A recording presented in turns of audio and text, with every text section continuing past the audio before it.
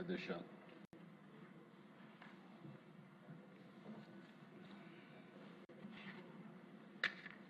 ఈరోజు అసెంబ్లీలో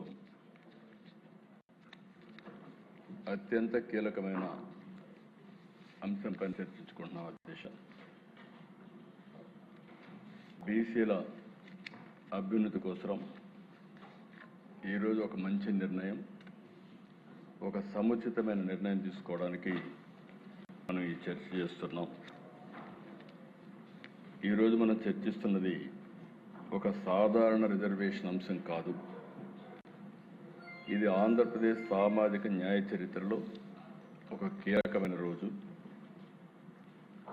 గత ప్రభుత్వంలో బీసీలకు జరిగిన అన్యాయాన్ని సరిచేసేందుకు ఈరోజు తిరిగి ప్రత్యేక కేబినెట్ సమావేశం పెట్టుకొని కొన్ని నిర్ణయాలు చేశాం.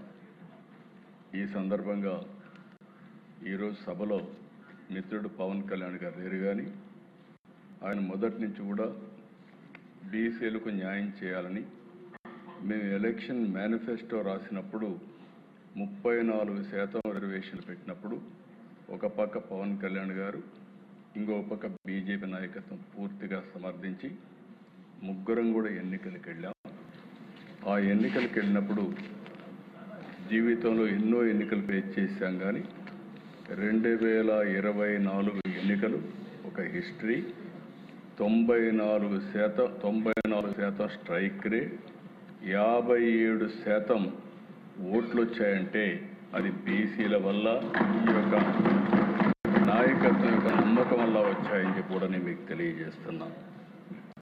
అలాంటి హిస్టారికల్ విక్టరీకి కారణమైనటువంటి బీసీలకు న్యాయం చేయడం కోసం ఈరోజు ఒక ప్రత్యేకమైన కేబినెట్ పెట్టుకొని చర్చించాం. ఇందులో అధ్యక్ష 3 ప్రధానమైన విషయాల్ని ఈరోజు నిర్ణయం చేశాం. చాలా ఉన్నాయి, కానీ 3 ప్రధానంగా నిర్ణయాలు చేశాం.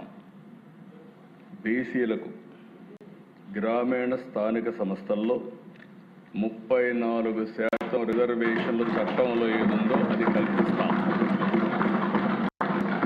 అది మొదటి నిర్ణయం. పట్టణ స్థానిక సంస్థల్లో 33.33% రిజర్వేషన్ కల్పిస్తాం. ఈ 2 కూడా చట్టంలో ఉన్నాయి అధ్యక్ష, అది కూడా నేను వస్తాను. ఇంకొక పక్కన అర్బన్ లోకల్ బాడీలో మేయర్, మున్సిపల్ చైర్మన్స్ని ప్రత్యక్ష ఎన్నికల ద్వారా ఎన్నుకునేదానికి శ్రీకారం. ప్రత్యక్ష ఎన్నికల ద్వారా ఎన్నుకుంటారు. అయారాం గయారాంలు ఉండరు. సుస్థిరమైన పాలన, సమర్థవంతమైన పాలన మా కూటమి నిర్ణయం అని చెప్పి ఇంకొకసారి ప్రజలందరికీ విజ్ఞప్తి చేస్తున్నాను. 3వది, 13 జిల్లాలు ఉన్నాయి, జిల్లా పరిషత్తులు ఉన్నాయి, 28 జిల్లాలు ఉన్నాయి. ఇది కూడా ఒక హిస్టారికల్ నిర్ణయం. రాబోయే ఎన్నికల్లో ఆంధ్రప్రదేశ్లో 28 జిల్లా ప్రజా పరిషత్తులు వస్తున్నాయి. ఈ 3 నిర్ణయాలు, ఇంకా చిన్న చిన్న నిర్ణయాలు, ఒకప్పుడు పదవుల కోసం రాజ్యాంగాన్ని మిస్యూజ్ చేశారు. డిప్యూటీ మేయర్లు 2, జిల్లా ప్రజా పరిషత్తుల వైస్ చైర్మన్లు 2. అంటే వీళ్ళకి పదవులు కావాలంటే ఇచ్చారు, కానీ బీసీలకు మాత్రం రిజర్వేషన్లు కాపాడలేకపోయిన ప్రభుత్వం గత ప్రభుత్వం అని చెప్పి కూడా నేను మీకు తెలియజేసుకుంటున్నాను. అయితే this is not merely A reservation decision.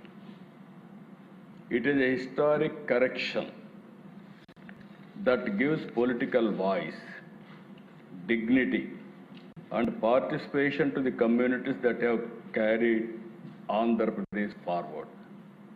ఇది హిస్టరీలో మిగిలిపోతుంది, చరిత్రలో మిగిలిపోతుంది.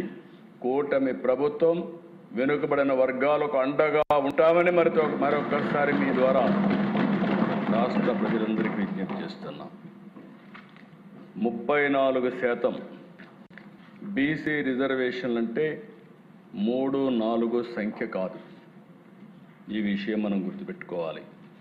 34% అంటే బీసీలకు రాజకీయ ప్రాతినిధ్యం, 34% అంటే నిర్ణయాధికారంలో భాగస్వామ్యం.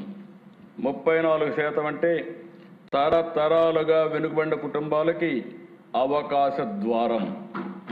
34% అంటే సామాజిక న్యాయానికి ఎన్డీఏ ప్రభుత్వం ఇచ్చే గౌరవం, సముచితమైన న్యాయం. ఆంధ్రప్రదేశ్ ఆర్థిక వ్యవస్థని, గ్రామీణ జీవితాన్ని, వ్యవసాయాన్ని, చేతి వృత్తుల్ని, చిన్న వ్యాపారాలను, సేవా రంగాన్ని నిలబెట్టింది బీసీ సమాజమే.